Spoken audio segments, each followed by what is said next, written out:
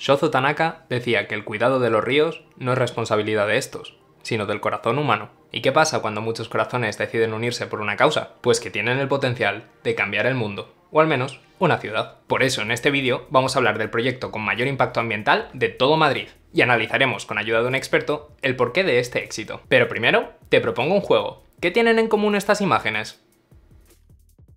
Sí, son ciudades famosas y todas tienen río.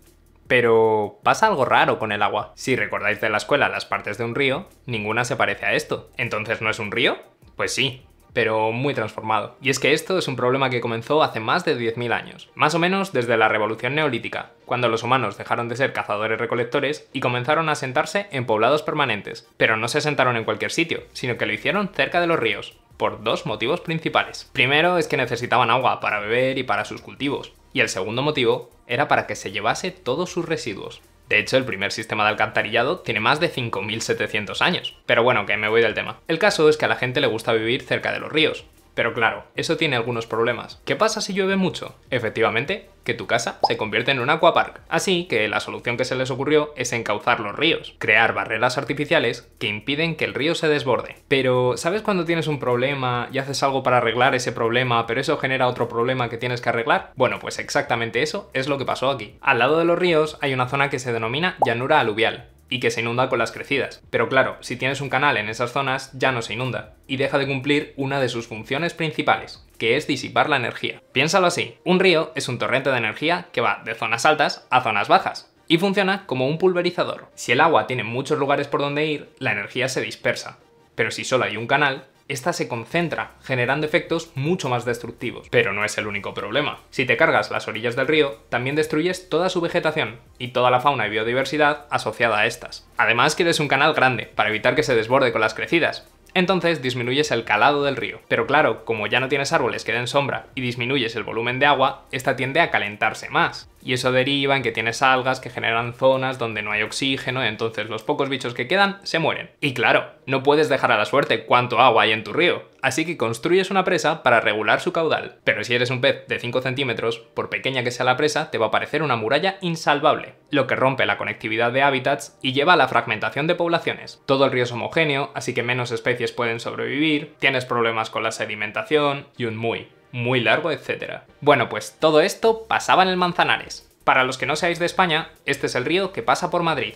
Nace en la Sierra de Guadarrama y desemboca en el río Jarama. En 2016, la ONG Ecologistas en Acción presentó un plan para renaturalizar el río. ¿El resultado? Pasar de esto a esto.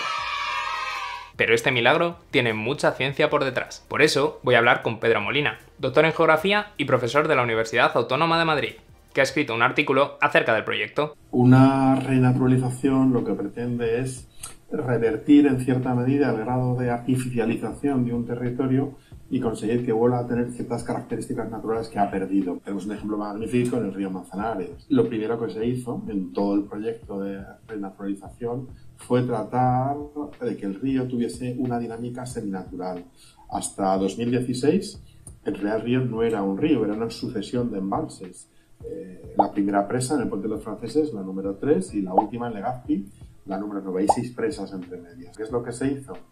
Levantar las compuertas de las presas, porque son presas de labio móvil, que se llama, y tratar de que el río tuviese una dinámica seminatural. Pero, ¿por qué hay varios estanques en vez de un río? La respuesta, ver quién lo tiene más grande, el caudal. Esa situación de río embalsado comienza en 1954. Hasta 1954 el río tenía dinámica natural. ¿Qué es lo que ocurre? Que en los primeros años de la dictadura se pretende que Madrid tuviese un río equiparable en dimensiones al Támesis o al Sena. Y como eso es absolutamente imposible en el caso del río Manzanares, se creó esa imagen artificial de río ancho que no es un río, son 6 embalses. En el proyecto se utilizaron técnicas de bioingeniería para formar el recorrido que seguiría el río, así como las orillas de este. Esto, sumado a los esfuerzos de replantación con especies autóctonas y a la reintroducción de especies amenazadas, ha conseguido devolver al río a la vida. Pero, ¿qué beneficios aporta tener un río de verdad? Hay muchos de diversa naturaleza. El río es un recurso recreativo, es un recurso cultural, el nuevo río. Es un recurso turístico, porque estamos generando algo que se puede ofrecer en un contexto de alta frecuentación. Ahora tenemos un río vivo, ¿no? Antes lo que teníamos era un río absolutamente muerto.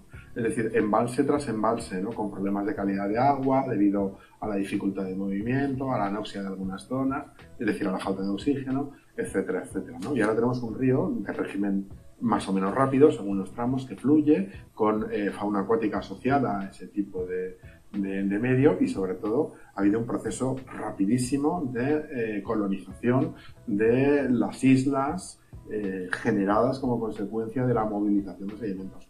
Se han realizado plantaciones y esos ámbitos son espacios de alta diversidad, es decir, ha habido una rapidísima recuperación de la vegetación ayudada por las plantaciones realizadas, pero también por un proceso natural. En el resto del tramo, en el tramo comprendido entre el Puente de la Reina y Legazpi, la canalización del cauce pues, ha impedido que las márgenes tengan un aspecto natural, pero en las zonas situadas dentro del canal, en las islas, generadas dentro del canal, se ha recuperado la vegetación de una manera asombrosa. 10 kilómetros aguas abajo prácticamente, no llega a 10, pero casi, ha habido un proceso natural de mejora sustancial de la calidad de agua. De hecho, se ha repoblado con algunas especies de peces, con madrillas, etcétera, ¿no? Y ahora mismo hay una población interesantísima de ciprínidos, de barbos del Tajo, y eso conlleva pues, la aparición de muchas especies ictiófagas que comen peces, garza real, garceta común, aparecen otro tipo de garzas, hay una interesante población de cormoranes, martín pescador, etc. Es que es lo mejor que se ha hecho en Madrid desde que Madrid existe, en términos de conservación de la naturaleza.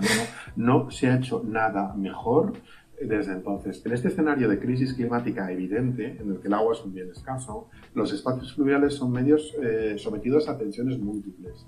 En áreas de altísima densidad de población, como es Madrid, su zona metropolitana, hay que entender el valor que tienen los ríos en términos de infraestructura verde, es decir, el valor que tienen estos espacios para conectar territorios intensamente modificados por la acción del hombre. Madrid, según datos de Eurostat, una entidad europea dedicada al tratamiento de datos, análisis estadístico, etc., es la tercera área metropolitana después de Londres y París. Que el Manzanares pueda permeabilizar la ciudad, atravesar la ciudad en estas condiciones, hace que ese espacio fluvial se convierta en un corredor verde de primera magnitud. Tiene un valor notabilísimo en términos de conectividad, pero también tiene un valor intrínseco muy apreciable por lo que posee, por la fauna que posee, por la flora que posee. Yo creo que no se es consciente en Madrid del valor de esta intervención. Insisto, nunca jamás se ha hecho nada mejor en términos de conservación del medio natural, generación de un paisaje fluvial urbano de muchísima calidad, que la gente utilice el espacio, que es suelo público, y que entienda que además del valor que tiene ese espacio en los términos que hemos señalado, es un recurso educativo que se utilice, cada vez se utiliza más, ¿no? Que los colegios de la zona entiendan que tienen un magnífico recurso para acercar a los niños urbanos a un medio ambiente que está en el seno del espacio urbano, que es un recurso turístico que yo he visto a personas, a turistas británicos, holandeses, viendo pájaros, ¿no? en el río, ¿no? Porque la observación de aves, el birdwatching, ¿no? Es algo, ¿no? Que puede complementar la oferta de una zona de gran valor patrimonial como es el núcleo urbano en la cornisa del Manzanares. Como veis, este tipo de proyectos no solo generan un impacto ambiental positivo, sino que también agregan valor a los recursos naturales de las ciudades. Así que si venís por Madrid, no dudéis en disfrutar de nuestro río. Muchísimas gracias a Pedro por su participación. Además de lo que habéis visto, hablamos de otros muchos temas, como cuánto cuesta arreglar un río. Así que si queréis ver la entrevista completa, tenéis el enlace en la descripción y probablemente os esté saliendo también por aquí alguna pestañita. ¿Y tú, conoces algún proyecto de recuperación como el del Manzanares? Déjamelo en comentarios.